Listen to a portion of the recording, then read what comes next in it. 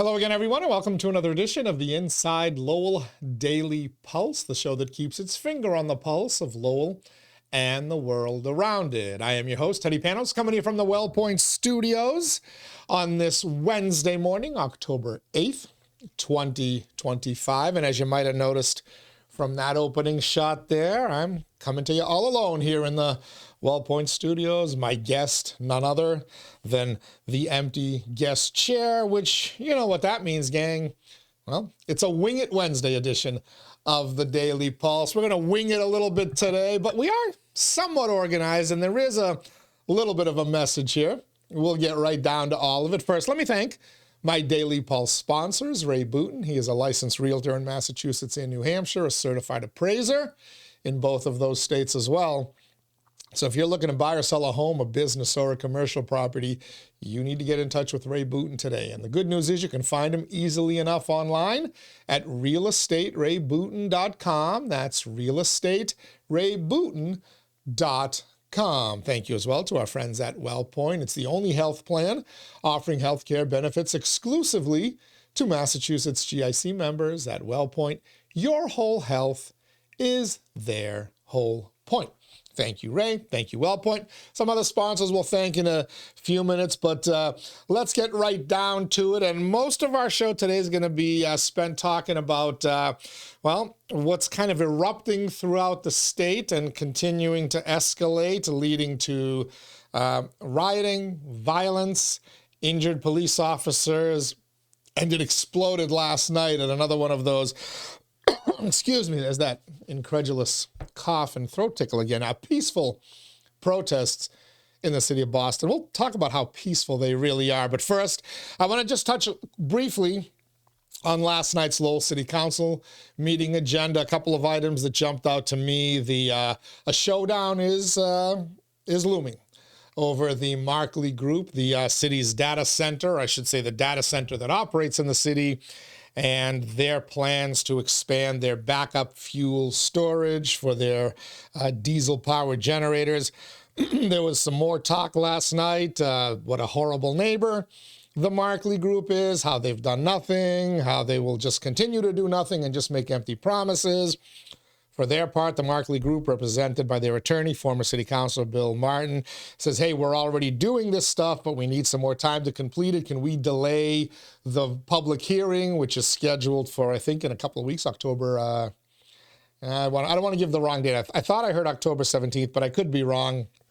But anyway, the council did not have an appetite to delay it. They want to go to that public hearing, ostensibly to shoot down the proposal, which should get real interesting if and when that is indeed what they do.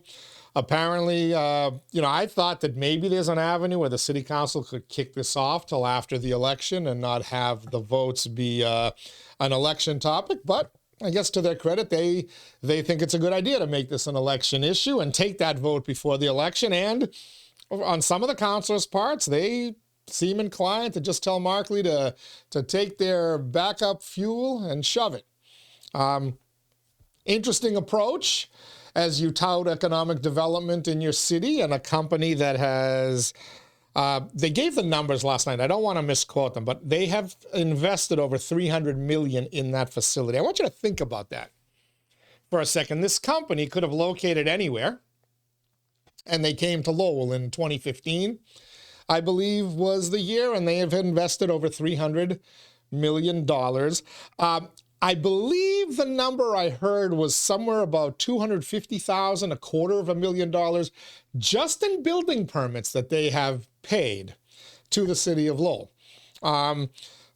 It is my understanding, and it hasn't been contradicted since, that they have said all along what they were going to build up to as part of their original proposal. Now, did they specifically mention that they're going to put diesel fuel in those tanks to power the backup generators? That I don't know, but if they were permitted for backup diesel generators, common sense would indicate that, well, they're going to put diesel fuel in them. You permitted backup diesel fuel generators. What'd you think they were going to fill them with? Roses? I mean, whatever. I'll be curious to see how this plays out, because I do believe there is an avenue for the Markley Group to tell the city of Lowell to take their rejection and shove it, but that's not the tack they have taken so far. They're trying to get approval through the traditional process. I'm worried about the message that's getting sent out there. Ultimately, if you want to entice economic development, especially with a 21st and probably 22nd and beyond century type business, data center. We're not talking about cotton mills here or water-powered loom mills or whatever. We're talking about AI, data centers, the future of the world, and certainly the future of the world's economy. If you want to be the city that has done so much positive for economic development, and the city council that has done so much positive for economic development, and you want to say no to that and give a different message, hey, that's why they have democracy, and people take votes, people agreed, people disagree, and they move on. I think it's a horrible message to send, and quite frankly, I think no matter what the Markley Group does, they will never be considered a good neighbor by certain neighbors in that neighborhood who outright reject the diesel fuel component of it, and especially by the environmental groups that seem to be leading the charge more so than the neighborhood itself. But we shall see. I think that public hearing, again, if I'm not mistaken, will take place in a couple of weeks or maybe even next week. We shall see. The other issue that caught my eye, and I talked about it a little bit with former Lowell Mayor Bill Samaras on Monday, was this continued effort to make the city of Lowell get its residents out to vote. Councilor Vesna-Noon filed a motion, and last night asked again, can we see if we can give some money here to, what can we do as a city of Lowell, as a city council, as a city manager and administration, to lead a horse to water and then to drink it when far too many horses don't want to drink the electoral and the election water in the city of Lowell. It was revealed last night by City Manager Golden that they're going to put a marketing budget aside. They're doing, I apologize. They're making efforts to get people out there. Signage, sandwich boards, orange traffic, those digital traffic boards, etc. It was suggested, hey, how about giving the elections department a marketing budget? Sure, why not? Let's flush some more money down the toilet through the elections, right? To not increase voter turnout. We've given them early voting. We've given them mail-in voting, which we don't have to do, by the way. In municipal elections, you don't have to provide mail-in voting. The city of Lawrence is not doing it this November. Different reason, but regardless, how much more money are we going to waste on elections in the city of Lowell so that we could get the exact same turnout, if not less, than we would have gotten without spending that money? Huh? How much more? How much more do we want to, how much more taxpayer dollars do we want to flush down the toilet for diminishing returns each and every election? We want to put it all on the elections department. We want to put it all on the whole city. Go for it. Flush your money down the toilet. Never mind that there are sites, there are social media pages that will promote it, that do promote it and do their best to get people out. Never mind that there are organizations specifically dedicated, focused on getting people to vote. Common Cause, I think, is the biggest one or the most famous one here in Lowell. But of course, there's Lowell Votes, which is now under a different title now, under the auspices of the Lowell Alliance, which I think is under the auspices of the Coalition for a Better. I don't know. I've lost track of where Lowell Votes is, where they get their funding. But make no mistake, they get funding. There are certain agencies that get funding from the state and certain agencies that also get funding from the city, and they probably lump it into one general fund. But part of their focus, part of their operations is engagement, community engagement, aka increasing the vote. And sure enough, one of the suggestions last night of Councilor Noon was, hey, how about, what about the nonprofits? Let's get these nonprofits involved. No, let's not. Why do we want to get politically active groups involved in our elections? If they do, I don't have a problem with politically active groups getting involved in elections.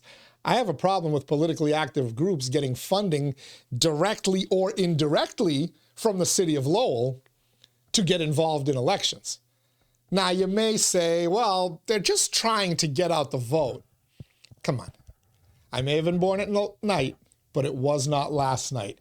You and I all know, we all know, that these groups have political agendas. Some of them are actual breeding grounds for candidates in municipal elections and whatnot. Some of them have had their volunteers going around actively knocking on doors, promoting either specific ballot question positions. Remember the millionaire's tax? If not, outright promoting specific candidates as they, quote unquote, are trying to get out the vote. No. You want to be a political action committee, then register as a political action committee. You want to be a neighborhood betterment group, you want to be an advocacy group for a certain demographic or whatever, 100% I'm with you, and the city should help you because you're providing a service to the city, then you're probably doing it much more efficiently than they can. But when you cross that line into actively advocating for candidates and positions in elections, and you're not doing it fairly and evenly on both sides of the aisle or both sides of the issue, you've become a political action committee. And that should not be funded by taxpayer dollars. I hope to God, I think the city is stupid to waste another penny on marketing through the elections department because it's going to fail. It's not going to work. Look at all the money we've poured in. Look at all the effort we've poured in, and it shows you fewer and fewer people are turning out to vote in municipal elections. Fewer and fewer, more and more people are getting registered. Fewer and fewer are turning out to vote. So why would you flush more money down the toilet? It'd be akin to walking into a restaurant and you order the 16-ounce prime rib and they bring you the 2-ounce prime rib. They bring you 2 ounces of prime rib, I should say, instead of 16 ounces of prime rib. You're going to go back? You're going to give more money to that place? Right? We've all gotten home. We all picked up a takeout order, brought it home, and you're like, oh, Jesus Christ, this is all they gave me? You're disappointed. How likely are you to go back? Maybe you'll give them a second try, figuring they made a mistake, figuring they screwed up. It happens. People make mistakes. Sometimes you try to turn out the vote and it doesn't happen.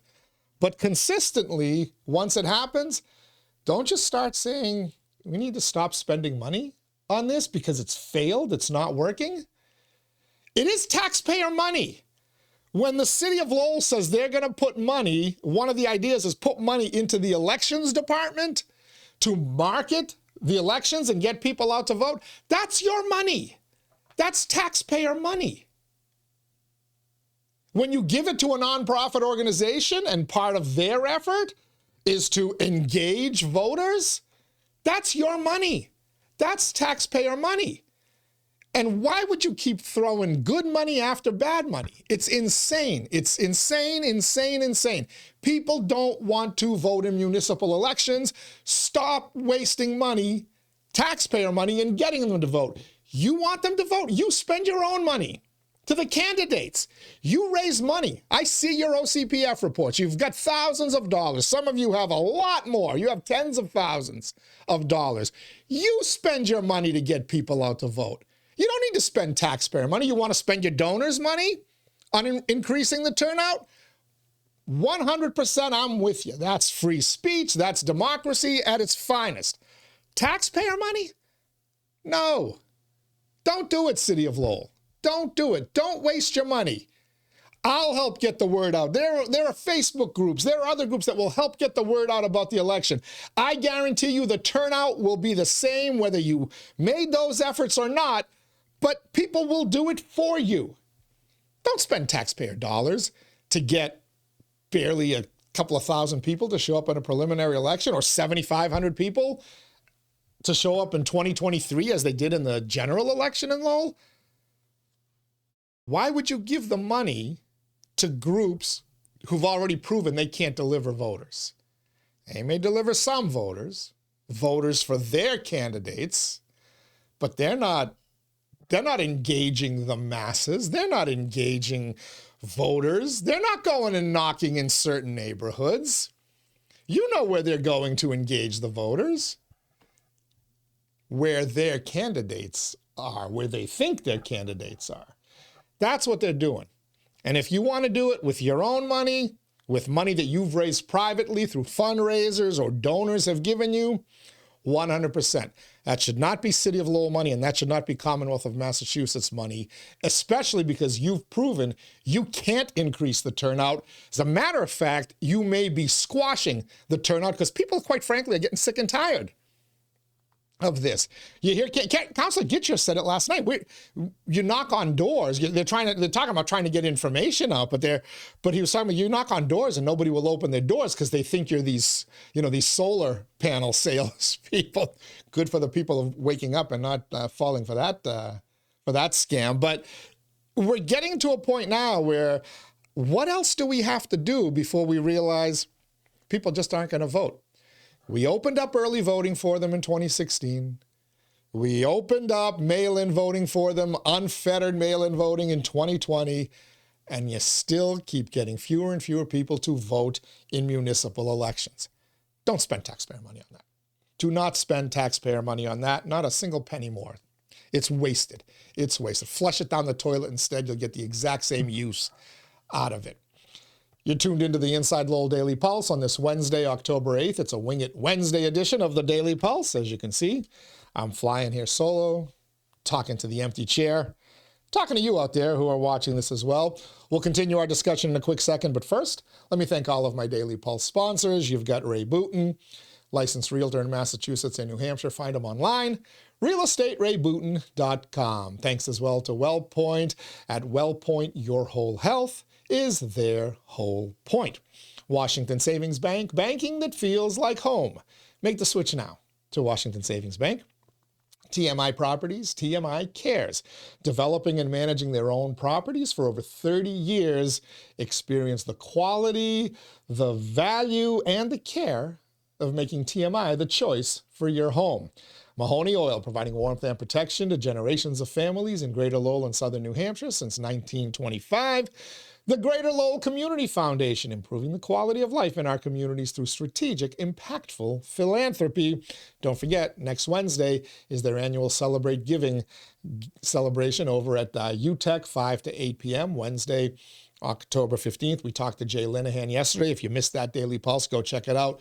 Learn more about that, the event, but more importantly, learn about what the Greater Lowell Community Foundation does to improve the quality of life here in our Greater Lowell community.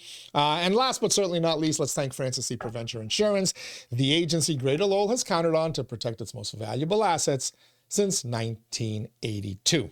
All right. This morning, it's 10:45 a.m. as I'm recording this. You know the Daily Pulse drops at noon every day, except for the Friday live show. But at 11:30 a.m., Massachusetts Governor Maura Healey has called for a press conference that may or may not be complete by the time this is available and you're viewing it. But the press release, I got to save this video. Hold on. We'll cue that up one more time. Let's cut out this video. Let's go to the Healey press conference. I'm saving that video for you, by the way, for a few seconds. But this press advisory was sent yesterday to members of the media, yours truly included. And you can see the event during a governor's reception at the Massachusetts State House, 11:30 a.m., open to the media. Governor Healey to address illegal car meetups. Finer print tomorrow. Governor Healey, tomorrow being today, will address illegal car meetups taking place across the state.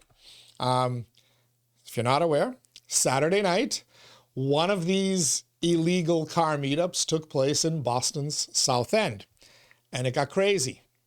It got a little bit raucous as Now, the governor would have us believe out-of-state actors, bad actors, led to this. The only 2 people arrested, despite the fact there were hundreds of people there and multiple automobiles involved in this, were from Rhode Island. So we can pin it off to bad actors. Bad actors who, by the way, were released on a $1,000 bail and $500 bail, respectively. Such bad actors that, don't do it again. Don't do it again. Slap on the wrist. Slap on the wrist. No, no, no. Don't do it again. But the governor is having a press conference to address these car meetups.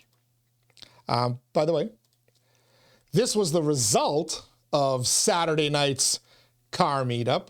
A Boston police cruiser was torched, lit on fire by fireworks that were used, hurled, detonated as part of the police response there.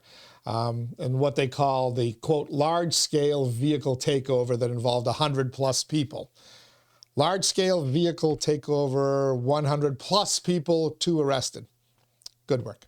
Good work, Massachusetts. I don't blame the Boston PD, by the way. This is the end result here.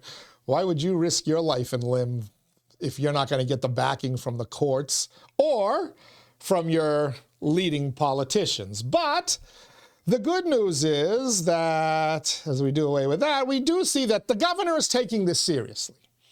And she had called, as of yesterday afternoon, for a press event to announce what I'm going to guess are ways that she's going to deal with this. Governor might want to add to the discussion ways that she's going to deal with the peaceful protests that have erupted all over Boston and the communities and are leading to violence, rioting, damage, and injuries to Boston police officers. What am I talking about? Well, talking about that video that snuck onto the screen before I was supposed to put it on there, but this was Boston last night.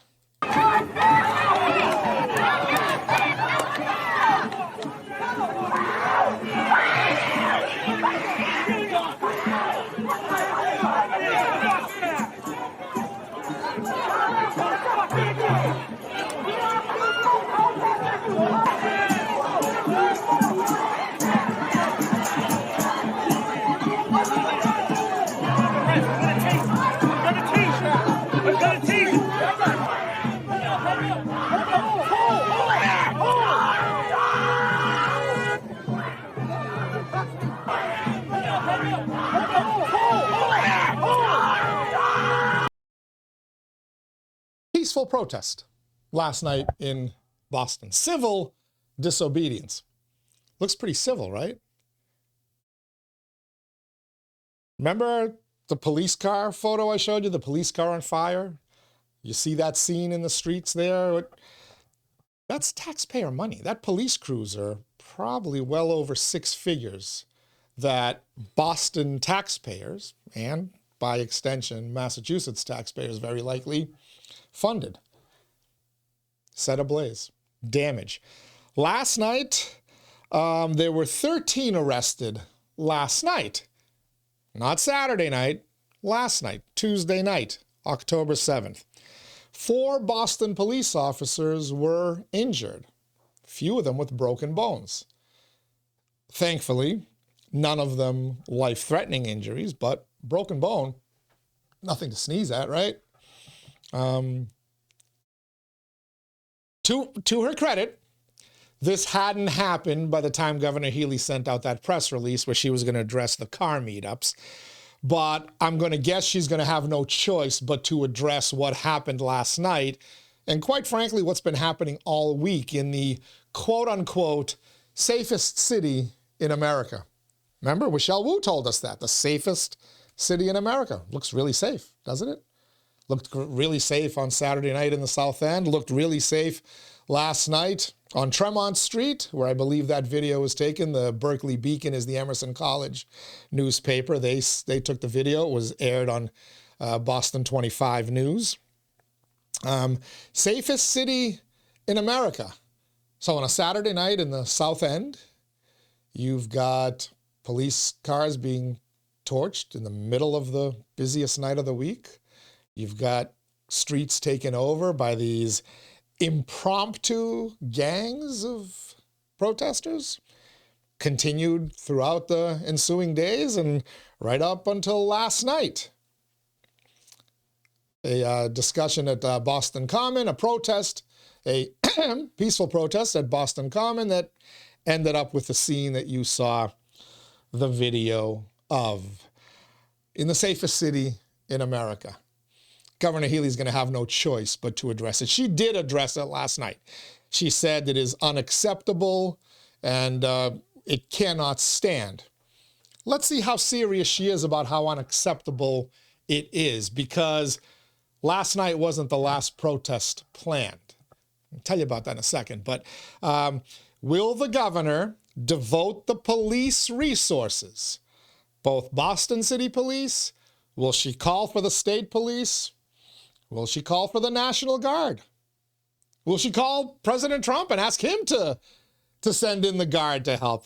Scratch that last one. No bleeping way that she or the mayor of the safest city in America, Michelle Wu, would go that far. But are they themselves willing to put the police resources on the street, both Boston State and whatever else they have at their disposal, National Guard, to quell this violent takeover of their city, their neighborhoods, and their streets? Will they do it? Are they outraged enough to do it? I'll be curious. Once I finish recording this and we drop it at noon, I'm going to watch that press conference, because I have a hunch Governor Healey is going to have to address that. And here's why Governor Healey is going to have to address that. Let's go back to our little display board here. And this is a flyer announcing the series of events for the whole week, the peaceful protests, the civil obedience. Excuse me, is that incredulous tickle again? But, Monday, October 6th, they had a film screening, No Other Land screening, hosted by the Palestine Student Association and Islamic Society. Got a little raucous on the streets of Boston on Monday night. Media tried its best to hide it. Last night they couldn't hide because it was Boston Common. It was spilled out onto the very busy area of Tremont Street, etc., and it resembled Saturday night in the South End. But this was an interesting one. Tuesday, October 7th. Why does that date, October 7th, ring a bell? Oh, that's right. October 7th, 2023. That was the day that Hamas went in and invaded / slaughtered thousands of innocent civilians, many of them music goers at a festival for young music fans. Some of them still held hostage today as the war in Gaza continues to rage, as President Trump continues to try to bring about some kind of a peace deal and release the hostages, finally free the remaining hostages or the remains of some of those hostages who are very likely, a good number of them have unfortunately passed away. But the president is working on this, and there's some real positive movement. Israel has agreed to the terms. A number of Arab states and even Islamic states have agreed to the terms and are trying their best to convince Hamas to sign off on the deal and try to find a path towards peace once and for all. But here in America, as in other parts of the world, do they really want peace? On October 7th, the 2-year anniversary of the atrocities that led to the rape, brutal rape, and the publishing of videos of the aftermath of those actions all over social media, here in the city of Boston, at Boston Common, protesters, let's call them what they were, rioters decided to flood downtown for Gaza. Now, you don't have to look at the week's full agenda there, right? The screening of No Other Land. By the way, where will the Jews end up in this No Other Land? Will they just, do they have to move somewhere else, or do we just drive them to the sea, which is the chant that, is heard often at some of these nonviolent protests. Community vigil for Palestine. That's today's big peaceful, excuse me, that incredulous cough again. My God, somebody get me a cough drop or something. That's today's thing, the community vigil. What are the odds that one stays peaceful? We'll have a BBY DSA reading of Perfect Victim at Boston University on Thursday, and then Friday at a time and location to be determined. Some College of Engineering, what that college, must be BU. I'm guessing this is all BU. CDS divestment teaching will take place. But forget the 5 events and the titles of these daily gatherings and meetings. Do you see the big, bold letters up at the top there?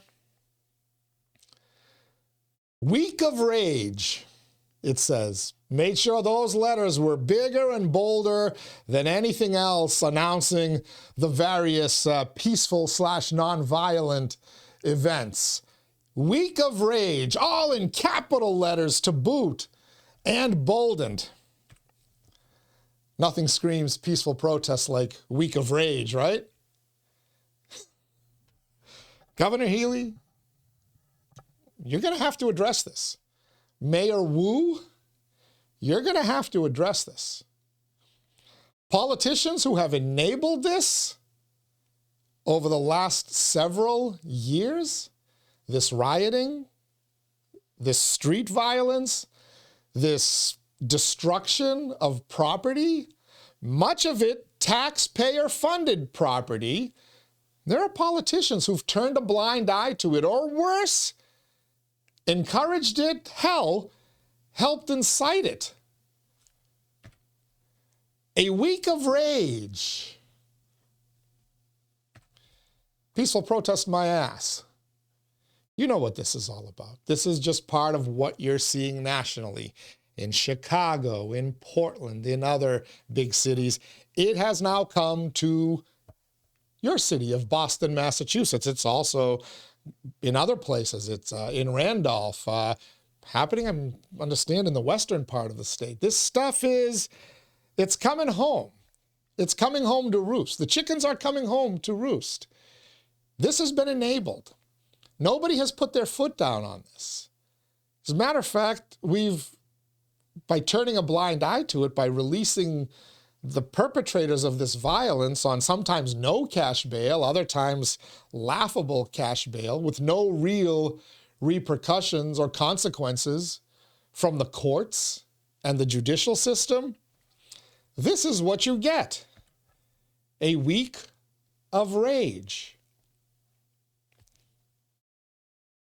I'm really curious to see how Governor Healy reacts to this today, with what she had planned as a press conference to put an end to these car meetups, which were perpetrated completely by out-of-staters, outside elements that were coming here and damaging our streets and police cruisers and whatnot.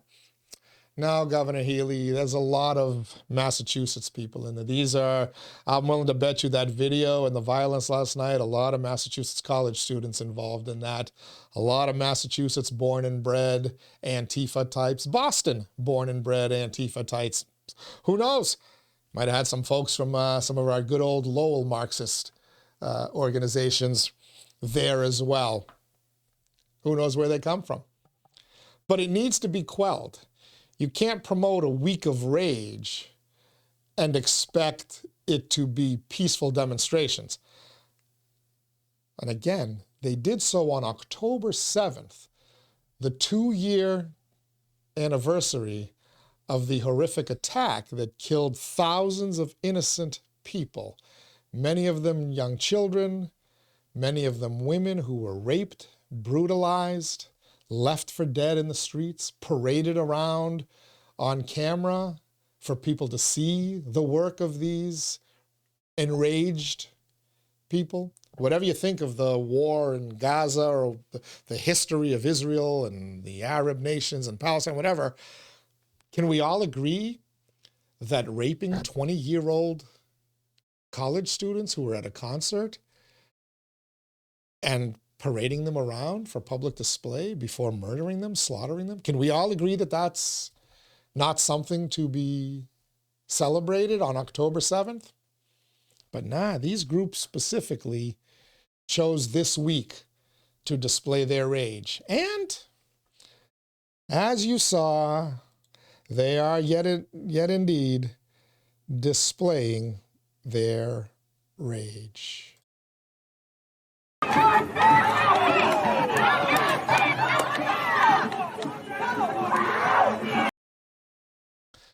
Wanted to end with that peaceful protest video that once again saw 4 Boston police officers hurt, 13 people arrested out of the hundreds who were there. Was it thousands last night? I don't know. We haven't even gotten a head count.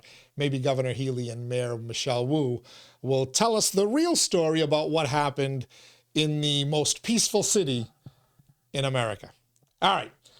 We've hit the end of the road here on this Wing It Wednesday edition of the Daily Pulse. I'd say I've done my work here, pissing a few of you off, maybe enlightening a few of you as well about what's really going on. Your Boston media did its best to try to hide some of what transpired over the weekend and Sunday and Monday. Last night, they couldn't hide it anymore. Thank you to the Berkeley Beacon, Emerson College's independent newspaper, my old stomping grounds, for providing that video and letting Boston 25 and other entities, I would imagine, show it so people could see what a week of rage and peaceful protesting looks like on the streets of the safest city in America. All right, tomorrow we'll be back. I don't even know what I have planned for you tomorrow. Friday, the Daily Pulse Live with the Pod Squad and the fabulous Lindsay. We got some fun topics lined up for you, and we certainly want you all to weigh in on the Shaw Farm Pulse line. It will deliver your feedback to us live as it's being sent in here to the Friday Live Daily Pulse. Fun starts at 10 a.m. on Friday. Till next time, everybody stay safe. Stay dry out there today. We finally got a little taste of fall weather. I kind of like it. It's going to be good sleeping weather tonight.